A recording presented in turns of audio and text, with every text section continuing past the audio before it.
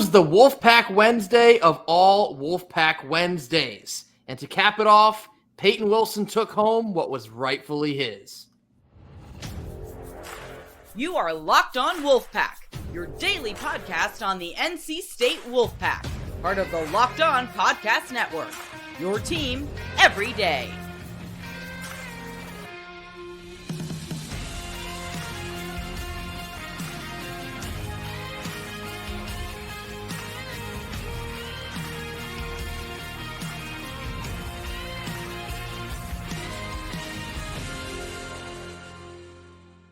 What's up, Wolfpack Nation? Welcome back to another episode of Locked On Wolfpack. Free and available wherever you get your podcasts and on YouTube, part of the Locked On Podcast Network, your team every day. Today's episode is brought to you by FanDuel. Make every moment more. Right now, new customers can get up to $150 back in bonus bets with any winning $5 moneyline bet. That's right, $150 if your team wins. Visit FanDuel.com/lockedon to get started. Happy Thursday to all. As always, I'm Grayson Boone, joined by former Wolfpack defensive tackle Kenton Gibbs. We're going to start here with Payton Wilson.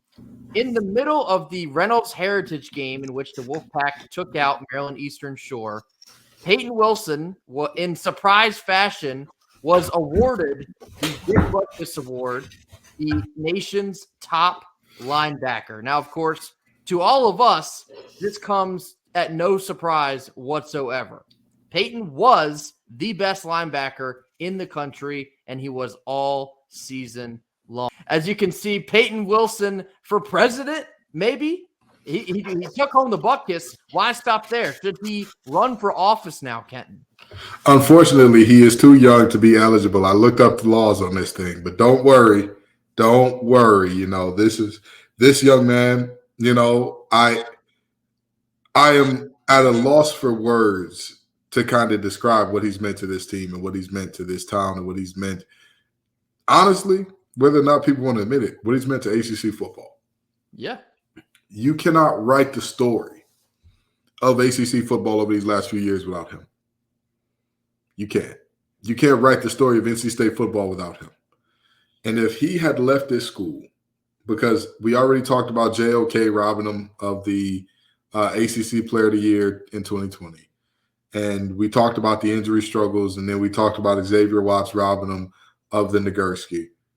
If he had left this place without any hardware along those lines, no hardware outside of team MVP or something like that, it would have been the greatest travesty. Would have been the greatest travesty that the world has seen in quite some time in terms of individual players and getting their acknowledgement or not. You said that Brennan Armstrong is the Wolfpack. Well, like Two-Face would say, it's two sides of the same coin. You think about all that he's been through. It's easy. It would have been easy for him to say, all right, I'm out. I've shown the scouts what I can do. They've seen me at a high clip.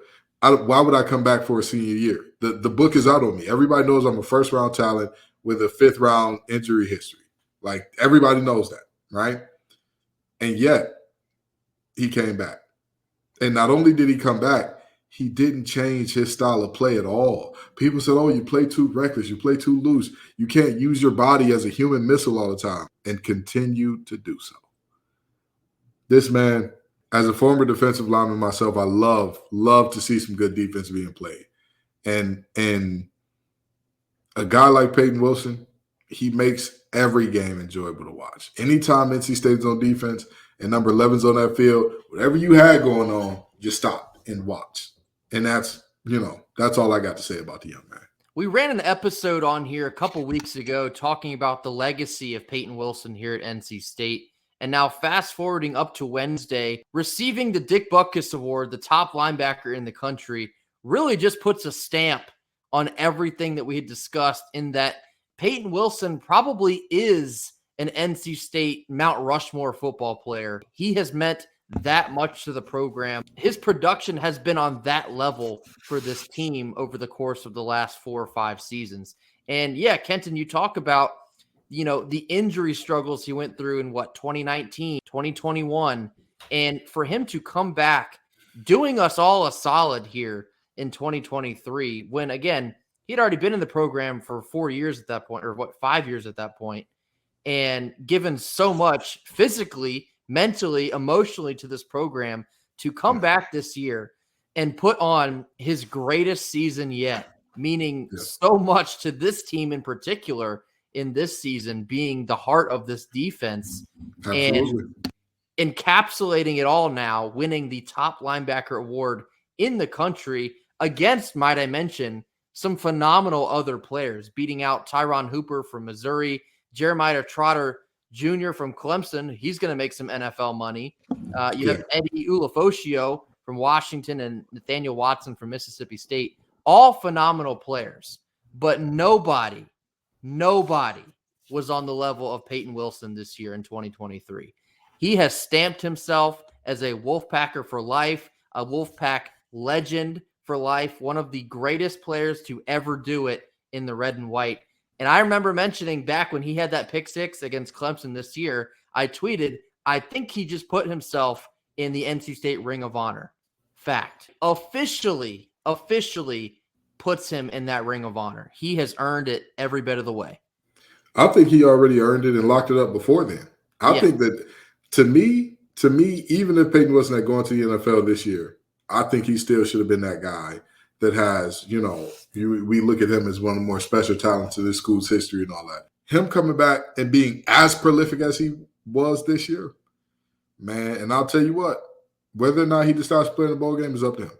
But if he plays in his bowl game, puts on the special performance, and we get the second double-digit win season in program history, Wolfpack Nation, as a collective, I believe, will shed some real tears. We'll shed some very real tears because 10 wins, for him to close the door on the game or for him to have a game that's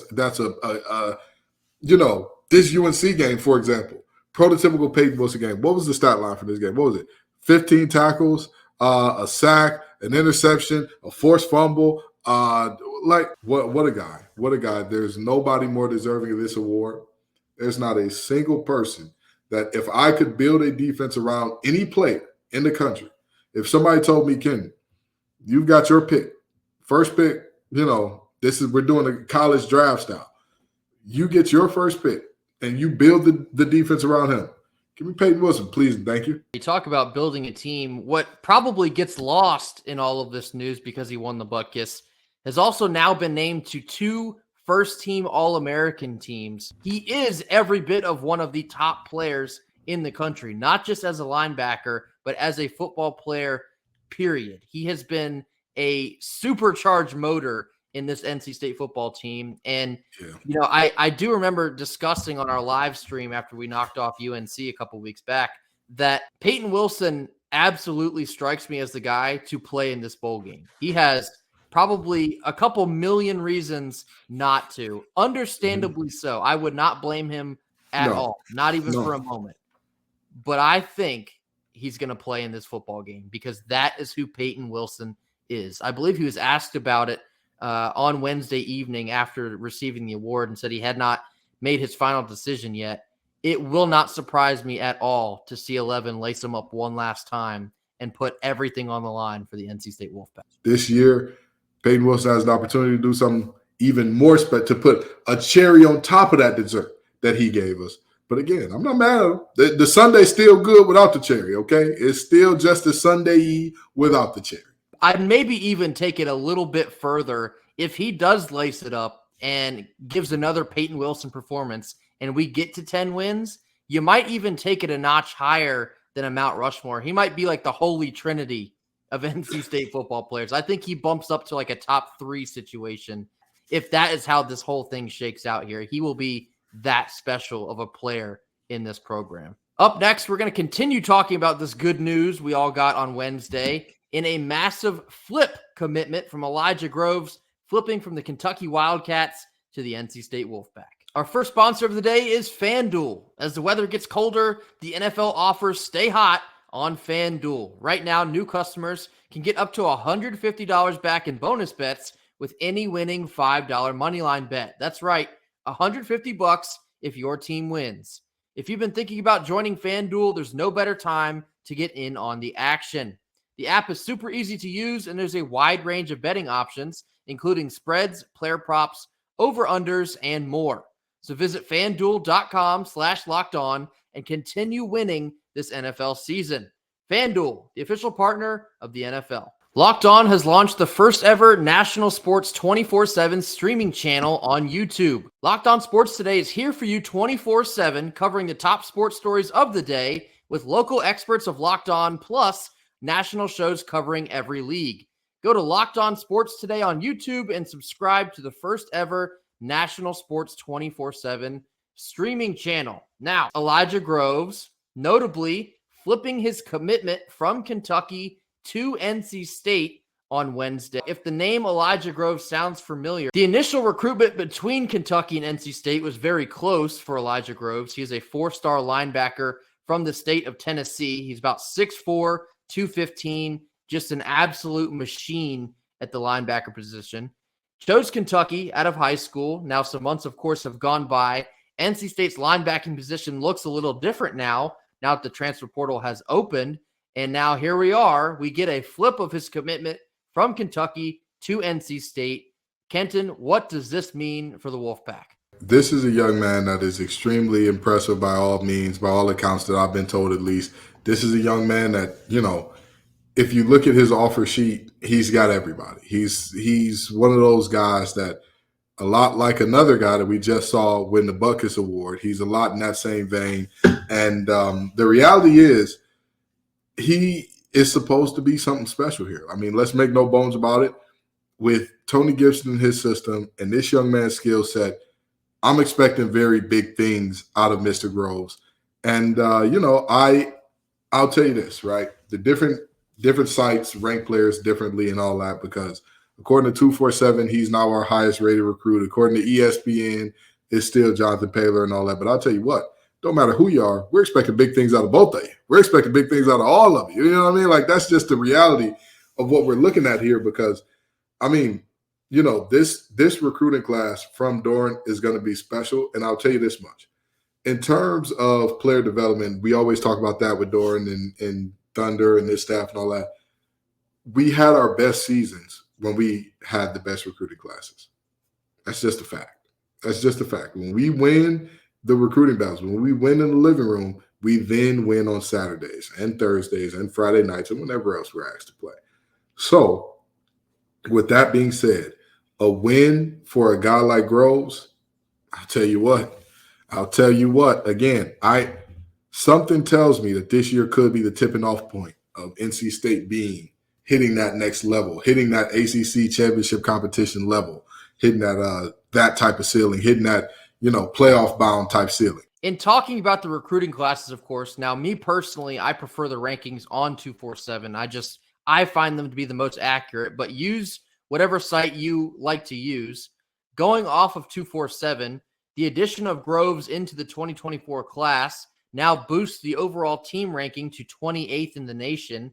That is good enough for second, well, I guess tied for second in all of Dave Doran's tenure. So this has both quickly and quietly become one of Dave Doran's best recruiting classes here in the 2024 class.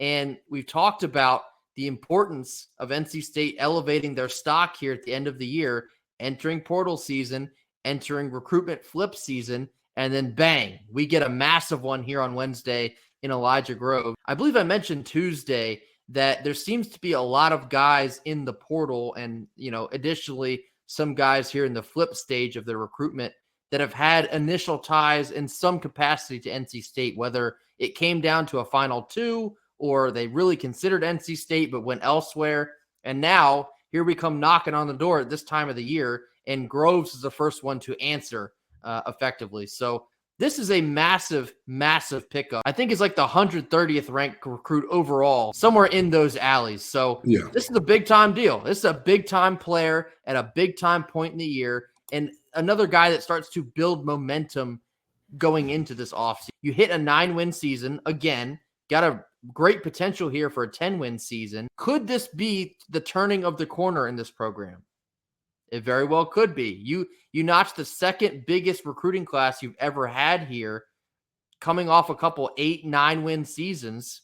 Now's the time if there ever has been. The best teams don't rebuild, they reload, right? We've seen, I think one of the biggest problems and complaints that Wolfpack Nation has, and rightfully so, is that we have run into times where we had a really good season, an amazing season, and then all of a sudden we had to rebuild for a bit. Doran has now kept us at 9, 8, 9 in that range. Let's hit the next level now. Let's go all the way up. Let's take that elevator to the top, brother. We like to, the floor below the penthouse is nice. I want to see what that penthouse talking about.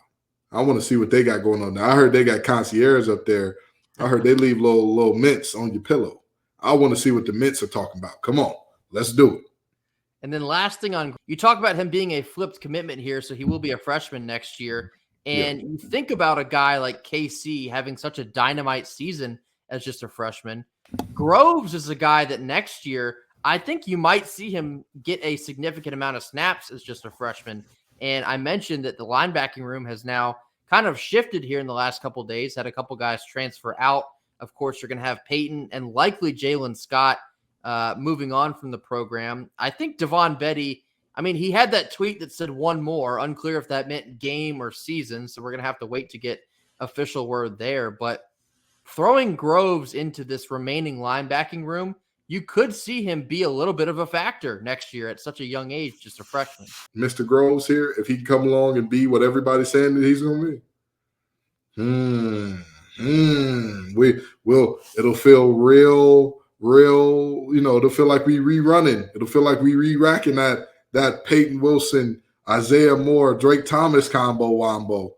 And I'll tell you what, that thing came with a large shake and some extra fries on the side because offenses had absolute fits against those three. Up next, we're going to round out our Thursday episode discussing what we saw in Reynolds Coliseum on Wednesday night after a quick word from our sponsors. Our second sponsor of the day is PrizePicks. PrizePicks is simply the most fun you can have, winning up to 25 times your money this football and basketball season. You just select 2 or more players, pick more or less on their projected stats, and then place your entry. With basketball season here, you can now pick combo projections across football and basketball using the Specials League. This is a league created specifically for combo projections that include 2 or more players from different sports or leagues. So, for example, you can choose LeBron James and Travis Kelce at a 10.5 combo of 3-pointers made and receptions.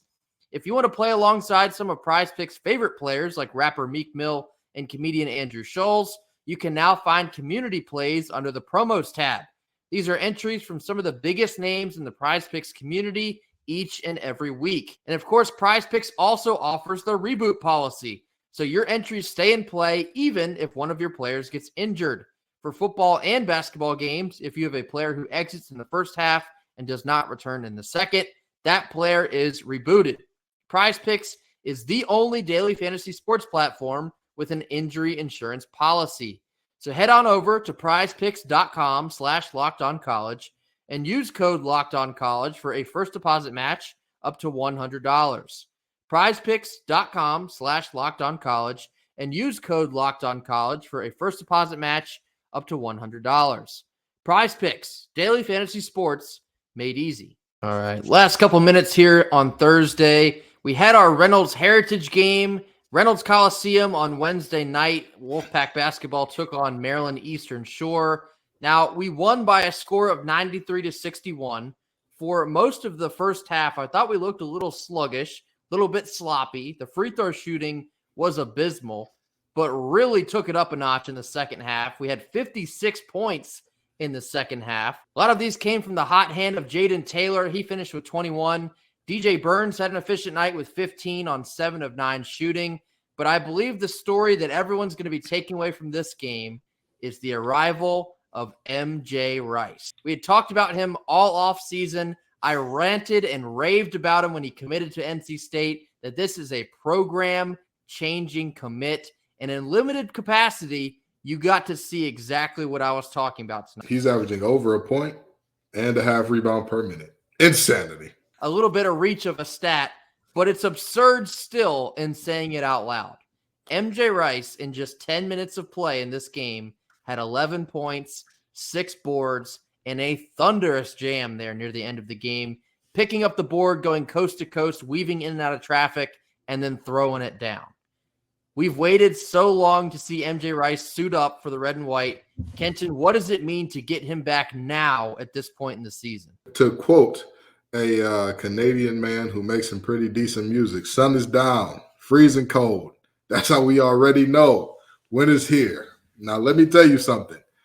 It's time. It's time. We warned you that this David Thompson statue was not going to be the only unveiling of the night. And boy, did we get a good one.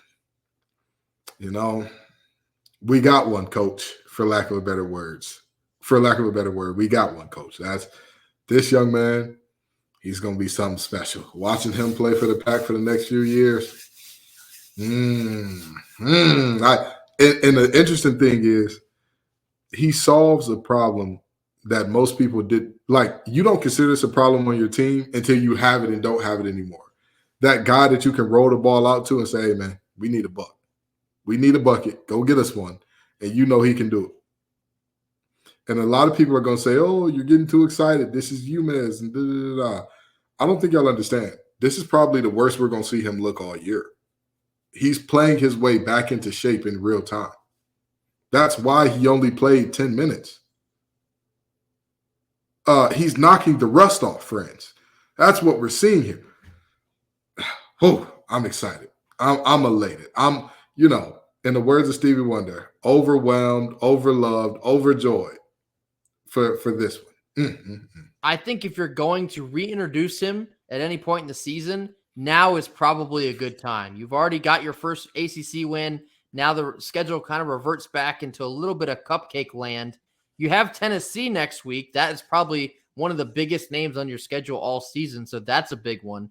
But to get MJ back in the lineup here, get him up to speed before ACC play really kicks into gear here at the end of the month, getting into the new year, now is the time to start putting it all together. Again, we mentioned it just a couple nights ago. We had an embarrassing loss down to Ole Miss. This team is still sort of figuring out who it is, but reintroducing one of what could be the bigger pieces of this team, now is a perfect time to do so. Limited fashion on Wednesday night, but he was very effective when you saw him on the floor. 5 of 6 shooting, again, 11 points in just 10 minutes of play. One of those was a three-pointer. He just walked up and drilled. I guess you could say that MJ's sort of come and go. We've now introduced a new MJ here in Raleigh, so very excited to see what he does on the basketball court. Limitless potential. His athleticism is simply off the charts. So very quickly could wind up being an X factor for this basketball team. Absolutely. And boy, I'll tell you what, the excitement around him looks extremely warranted after this one game. I'll tell you, of course, we've got more time to go, and he'll have good games, bad games, all that in the future. He has plenty of eligibility left. He should be in Raleigh for a little bit, doing great things. And man, I'm excited for him. That'll do it for us here on Thursday. As always, thank you all so much for joining us. Mash that like button. Drop your comments in the comment box, so I have plenty to choose from for coming up on Fan Friday. And as always, tell a friend, tell their neighbor's grandmother. Mash that subscribe button as we're continuing our climb up to next 2,000. That's our next goal. We'll see how long it takes us to hit that one. Thank you all so much for the support. We'll see you all tomorrow. Until then, go Pack. Go Pack.